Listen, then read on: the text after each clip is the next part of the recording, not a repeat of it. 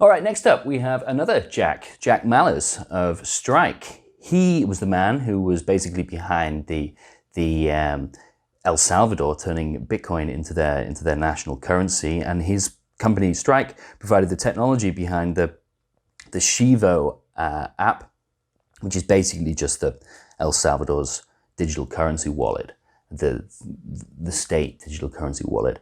And yeah, now after a huge success in El Salvador and what the president's doing at the moment, which I'll cover in another show, Jack has planted his flag in Argentina.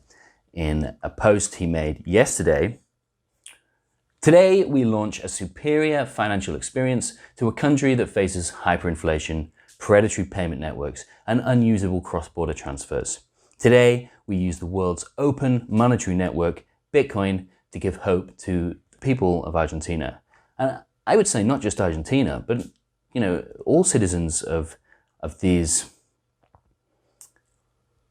upper second tier. I mean, is it unfair to say second tier? I mean, I think Argentina is obviously a much larger economy than El Salvador, but I mean, these are rapidly developing nations, I suppose we should say. These nations that have everything. They have smart people, they have resources, they have relatively stable governments, but the one thing they don't have is, a good, strong, sound money. They're constantly at the mercy of the US dollar and inflation. El Salvador, especially because the dollar was a currency there, and they had all of the negative aspects of using another country's sovereign currency as your own currency, and none of the benefits of the dollar being the world reserve currency. Now, this news pairs very nicely with a report that was released earlier this week, which states, "We also think there is a very high-stakes game theory at play here, whereby if Bitcoin adoption increases, the countries that secure some Bitcoin today will be better off competitively than their peers.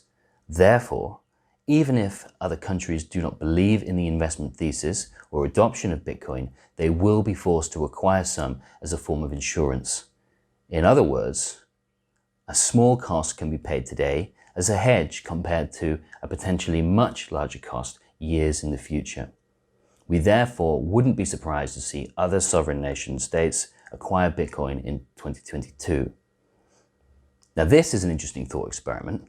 What happens when everybody buys Bitcoin as a hedge against Bitcoin becoming the future world currency? Does that mean the Bitcoin becomes the currency because everyone is just buying it, because otherwise to not would be dumb? It's an interesting thought experiment, and every way I look at it, I just can't see how Bitcoin eventually, at some point in the future, unless it's killed, ascends.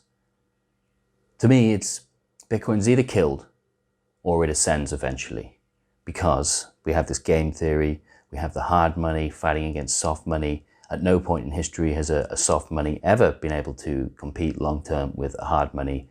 People will spend the bad money and save the good money. And we have all of these forces